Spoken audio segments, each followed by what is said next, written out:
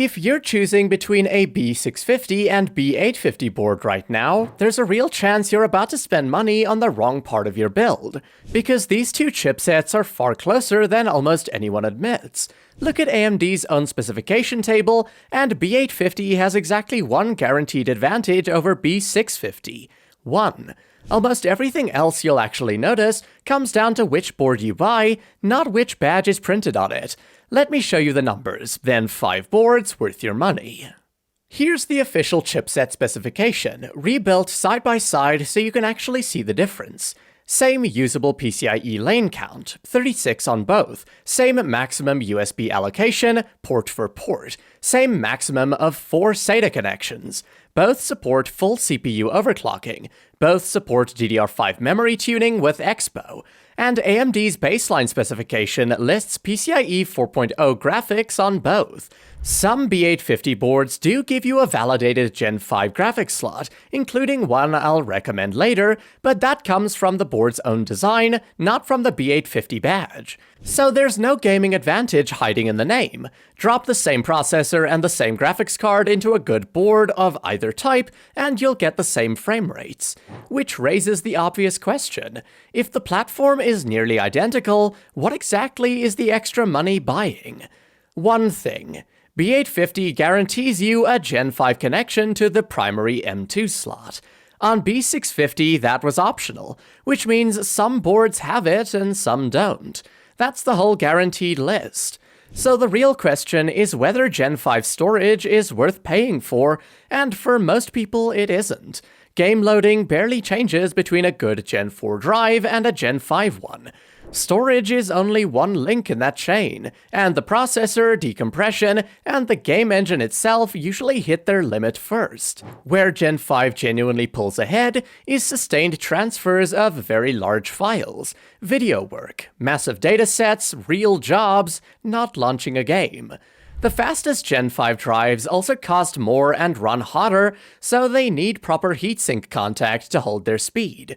Here's the rule: don't pay extra for Gen 5 storage unless you can name the workload that will use it. And if that just saved you money on a drive you were about to buy, a like genuinely helps put this in front of the next person about to overspend. That's the only time I'll ask. Next, let's talk about value and a warning. B650 was supposed to be on its way out. AMD confirmed it was transitioning partners over to B850. But reports since have indicated B650 production may continue alongside it, largely because memory prices pushed builders towards cheaper platforms. Nothing about that has been formally settled by AMD. What that means for you is simple. B650 is no longer the automatic budget answer, it's a deal-dependent answer. It wins when the specific board you want is still in stock and genuinely cheaper, and it loses when it isn't. One practical warning if you do buy B650. Boards that have been sitting in a warehouse may ship with older firmware, which is why BIOS Flashback matters so much on older stock. It lets you update the BIOS from a USB stick without a supported processor or memory installed. And ignore anyone telling you B650 is a dead end. At Computex 2026, AMD extended AM5 support through 2029. Individual boards still depend on their maker for updates, but the socket isn't going anywhere. So which boards actually deserve your money? 3 things decide a good board, in this order. Power delivery, so your processor holds its clocks. Usable expansion, which means checking what shuts off when you fill a slot, not just counting slots. And daily ownership, your rear USB ports, your network speed, and BIOS flashback. I'm pairing MSI against MSI where I can, because it makes the generational trade-offs easy to see. Budget and Micro-ATX builds. The MSI Pro B650MA Wi-Fi against the Pro B850MA Wi-Fi. Both give you 2 M2 slots, and both have enough power delivery for a Ryzen 5 or Ryzen 7. The B850 version adds slightly stronger power stages, a Gen 5 boot drive slot, 5GB Ethernet instead of 2.5, and Wi-Fi 7 instead of 6E. Winner, the B850MA. At current pricing, it can cost the same or even less. Only take the B650MA if a real sale puts it clearly below.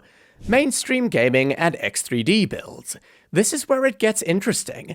The MSI Mag B650 Tomahawk Wi-Fi against the B850 Tomahawk Max Wi-Fi. Both use a 14+2+1 power design with 80 amp stages, and both are comfortably suited to a 9800 X3D. The B650 Tomahawk gives you 3 Gen 4 M2 slots and 2.5 gigabit networking. The B850 Tomahawk Max gives you 4 M2 slots, 2 of them Gen 5 plus 5 gigabit, Wi-Fi 7, and one of those validated Gen 5 graphics slots I mentioned earlier. Both boards do some lane sharing down at the bottom. On the B650, filling the third M2 slot and the lower expansion slot together cuts both to half width. On the B850, that third M2 slot is already half width and shares the same slot below it.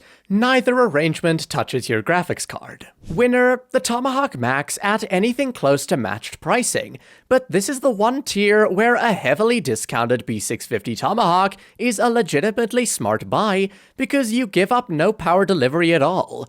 The premium storage and USB pick. If you need more fast storage and more rear ports, the ASUS ROG Strix B850F gaming Wi-Fi is your step up. 2 Gen 5 M2 slots, 2 more running full-speed Gen 4, 12 USB ports on the back, and ASUS builds more hardware around the same audio codec.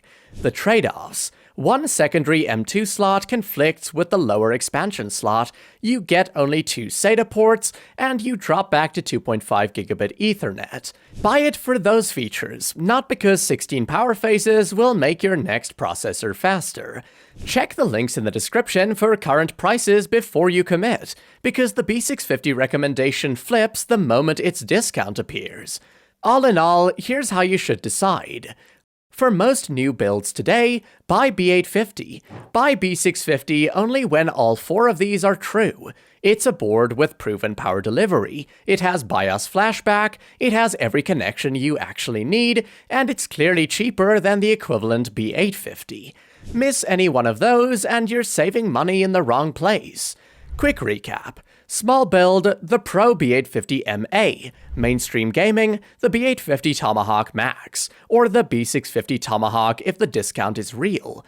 Need more fast storage and rear USB, the ROG Strix B850F. And the rule to carry to checkout. Buy B850 unless the B650 board in front of you is both a better board and clearly cheaper. Get that right and you walk away knowing you spent your money on the parts that actually change how your PC feels instead of on a number printed on the box. Wherever you landed, there's still one rung above B850, and the same question applies to it. That video's on screen now. Go find out where your money should actually stop.